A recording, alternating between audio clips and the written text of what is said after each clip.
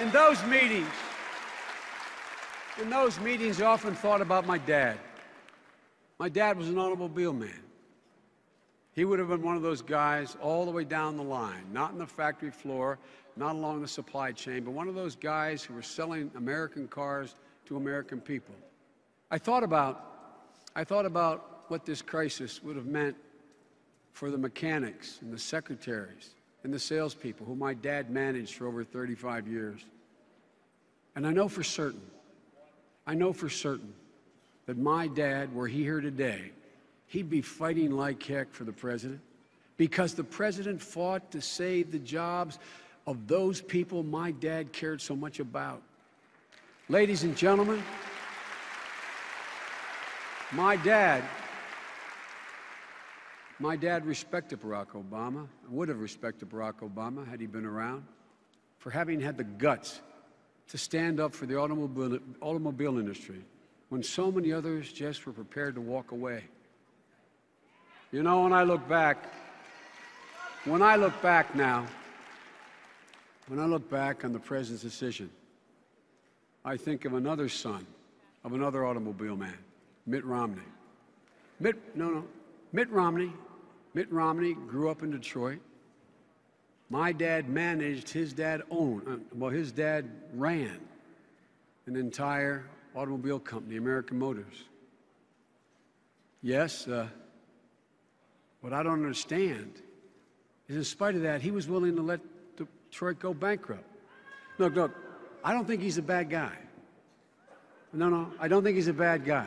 I'm sure he grew up loving cars as much as I did. But what I don't understand, what I don't think he understood, that saving the automobile worker, saving the industry, what it meant to all of America, not just auto workers. I think he saw it the Bain way. Now, I mean this sincerely. I think he saw it in terms of balance sheets and write-offs. Folks, the Bain way may bring your firm the highest profits, but it's not the way to lead our country from the highest office.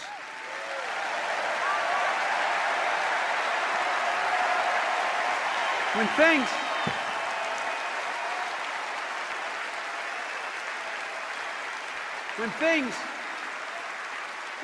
hung in the balance, I mean literally hung in the balance, the president understood this was about a lot more than the automobile industry. This was about restoring America's pride. He understood in his gut what it would mean to leave 1 million people without hope or work if he didn't act. And he intuitively understood the message it would have sent around the world if the United States gave up on an industry that helped put America on the map in the first place.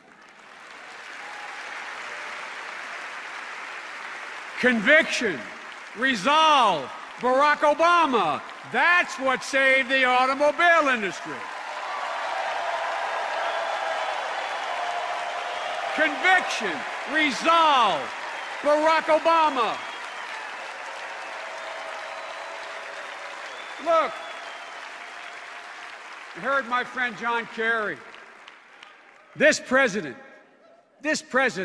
has shown the same resolve, the same steady hand in his role as commander-in-chief.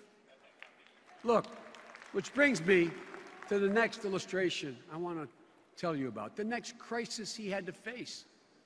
In 2008, before he was president, Barack Obama made a promise to the American people. He said, if we have bin Laden in our sights, we will take him out. He went on to say, that has to be our biggest national security priority. Look, Barack understood that the search for bin Laden was about a lot more than taking a monstrous leader off the battlefield. It was about so much more than that. It was about righting an unspeakable wrong. It was about healing an unbearable wound, a nearly unbearable wound in America's heart. And he also knew the message we had to send around the world. If you attack innocent Americans, we will follow you to the end of the earth.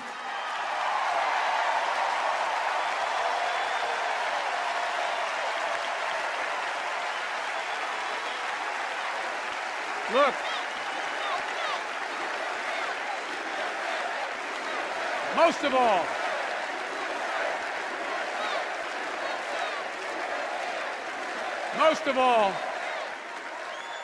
all, President Obama had an unyielding faith in the capacity and the capability of our special forces.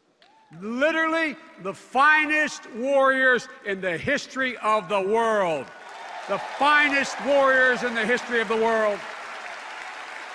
So we sat.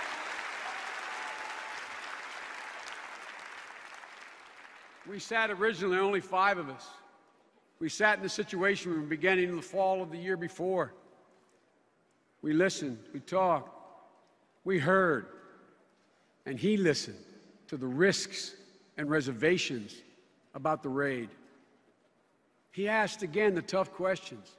He listened to the doubts that were expressed. But when Admiral McRaven looked him in the eye and said, "Sir, we can get this job done," I sit next to him. I looked at your husband, and I knew at that moment he had made his decision. And his response was decisive. He said, "Do it," and justice was done.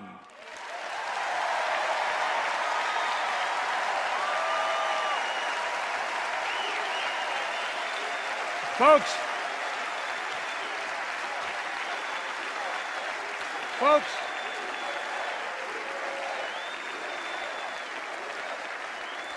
Governor Romney didn't see things that way. When he was asked about bin Laden in 2007, here's what he said. He said, "It's not worth moving heaven and earth and spending billions of dollars just to catch one person." But he was wrong. He was wrong. Because if you understood that America's heart had to be healed, you would have done exactly what the president did, and you would move heaven and earth to hunt him down and to bring him to justice. Look, 4 years ago, 4 years ago, the only thing missing at this convention this year is my mom. 4 years ago, my mom was still with us, sitting up in the stadium in Denver. I quoted her, one of her favorite expressions. She used to say to all her children, she said, "Joey, bravery resides in every heart, and the time will come when it must be summoned." Ladies and gentlemen, I'm here to tell you what I think you already know, but I watch it up close. Bravery resides in the heart of Barack Obama, and time again, I witnessed him summon it. This man has courage in his soul, compassion in his heart, and a spine of steel. And because of all the actions he took, because of the calls he made, because of the determination of American workers and the unparalleled bravery of our special forces, we can now proudly say what you've heard me say the last 6 months. Osama bin Laden is dead and General Motors is alive.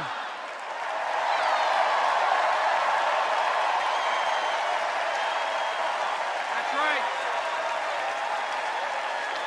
One man. Folks, we know we have more work to do. We know we're not there yet. But not a day has gone by in the last 4 years when I haven't been grateful as an American that Barack Obama is our president, because he always has the courage to make the tough decision.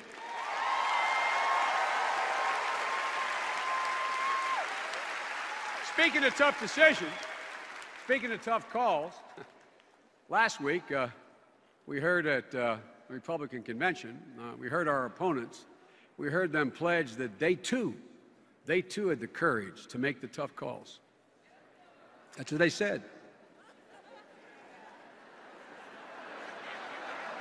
But folks, in case you didn't notice, I say to my fellow Americans, in case you didn't notice, they didn't have the courage to tell you what calls they'd make. They never mentioned any of that. Hey, Mrs. Robinson, you watched from home, I guess, from the White House.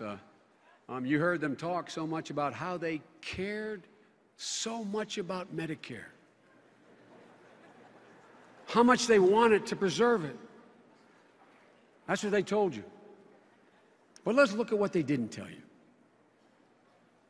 What they didn't tell you is that the plan they have already put down on paper would immediately cut benefits from more than 30 million seniors already on Medicare. What they didn't tell you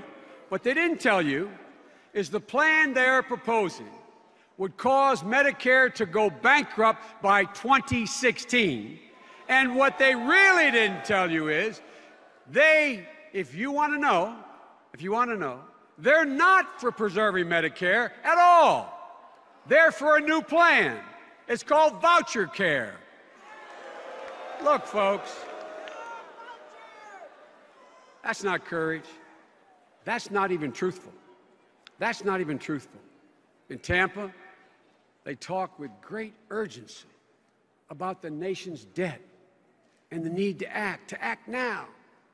But not once, not one single time did they tell you that they rejected every plan put forward by us, by the bipartisan Simpson-Bowles Commission they referenced, or by any other respected group to reduce the national debt. They were not for any of them. Why?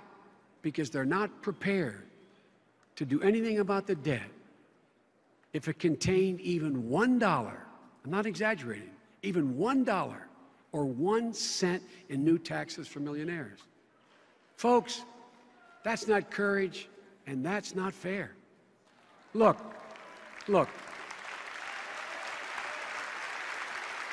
In a sense, this can be reduced to a single notion. The two men seeking to lead this country over the next 4 years, as I said at the outset, have fundamentally different visions and completely different value set. Governor Romney believes in this global economy, it doesn't matter much where American companies invest and put their money or where they create jobs. As a matter of fact, in his budget proposal, in his tax proposal, he calls for a new tax. It's called a territorial tax, which the experts have looked at, and they acknowledge it will create 800,000 new jobs, all of them overseas, all of them. And what I found fascinating, the most fascinating thing I found last week was when Governor Romney said that as president, he would take a jobs tour. Well, with his support for outsourcing, it's going to have to be a foreign trip. It will. Look, President Obama knows that creating jobs in America, keeping jobs in America, bringing jobs back to America is what the president's job was all about. That's what presidents do, or at least supposed to do. Folks, Governor Romney believes it's okay to raise taxes on middle classes by $2,000 in order to pay for literally another $1 trillion tax cut for the very wealthy. President Obama knows that there's nothing decent or fair about asking people with more to do less and with less to do more.